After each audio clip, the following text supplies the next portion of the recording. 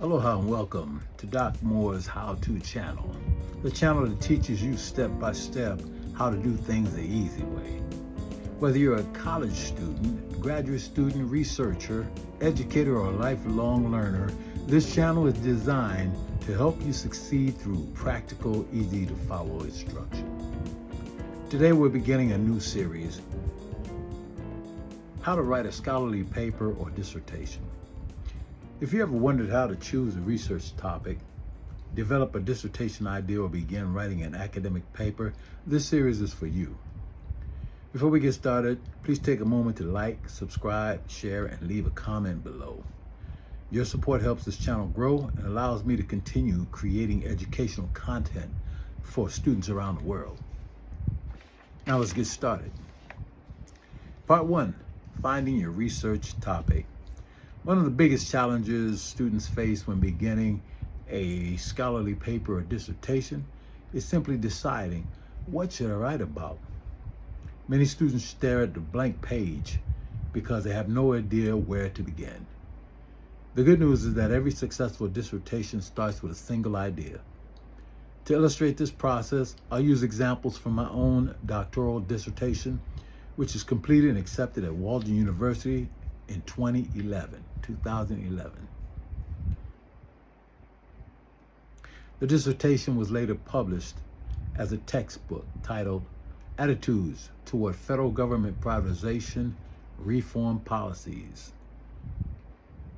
This was research that I did, research methodology, checking reform policies among federal civil servants and AFGE labor union members within the Department of Defense on Oahu, Hawaii. While the title was long, the process used to develop it helped me create my own research topic, and this process can help you. Let's go to step 1. Step 1, identify an area of interest. The first step in choosing a subject that truly, genuinely interests you, ask yourself, what topics am I passionate about? What issues affect my profession? What challenges exist in my field? What questions have not been fully answered? Your dissertation journey may take months or even years. Because of that, selecting a topic you care about is essential. When I began my doctoral research, I worked for the Department of the Navy and was a member of the American Federation of Government Employees, commonly known as AFGE. Because of my professional experience, I became interested in the relationship between government privatization, federal employees, federal labor unions, public administration, public management, public budgets, and fiscal programs. These are subjects I encountered in my daily work environment. Step 2, find a gap in the research. Once you identify a general area of interest, begin reviewing existing research. Look for the questions such as, what has already been studied? What conclusions have researchers reached? What questions remain unanswered? What perspectives are missing? In academic research, we call this finding a gap in the literature. This is called finding a gap in the literature. A literature gap exists when a topic has not been adequately explored by previous researchers. For example, I discovered that many studies examine government privatization. However, fewer studies focus specifically on how privatization affected federal employees, labor union members, managers, and supervisors. That gap provided an opportunity for original research. Your goal should be to identify an area where you can contribute something new to the academic conversation. Step 3, develop a research question. Every scholarly paper begins with a question. Research is essentially a process of asking an important question and then gathering evidence to answer it. In my study, I wanted to know, what are the attitudes of federal employees toward privatization incentives within the federal government? That question became the foundation of my research. As you develop your own research, ask, what am I trying to discover? What problem am I trying to understand? What question needs an answer? The stronger your research question, the stronger your paper will become. Step 4, form a hypothesis. After developing a research question, many studies require a hypothesis. An hypothesis is an educated prediction, and that's based on existing knowledge and observations. It is not an answer. Rather, it serves as a starting point for investigation. For example, if employees believe privatization threatens job security, they may hold negative attitudes toward privatization initiatives. The purpose of research is to test whether that assumption is supported by evidence. Step 5, identify the stakeholders. So what is a stakeholder? A stakeholder is anyone who may be affected by the issue being studied. Understanding stakeholders help demonstrate the significance of your research. In my dissertation, stakeholders include the public, citizens who receive government services and may benefit or suffer from policy changes. Federal employees. Government workers may experience changes in duties, responsibilities, or employment opportunities. Managers and supervisors. Leaders must manage both government personnel and private contractors while complying with numerous regulations. Contractors.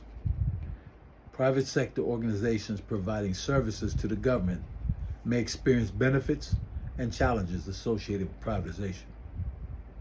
Labor union members. Organizations such as AFGE represents employees whose working conditions and employment opportunities may be influenced by privatization initiatives. When planning your own research, ask, who is affected by this issue? Those individuals or groups are your stakeholders. Step 6, define the problem. Every scholarly study should address a meaningful problem. A research problem is an issue requiring investigation because its causes, effects, or solutions are not fully understood. In my dissertation, one central problem involved employee reactions to privatization efforts.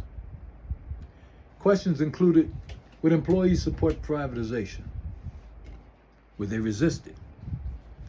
Could public sector employees and contractors work effectively together?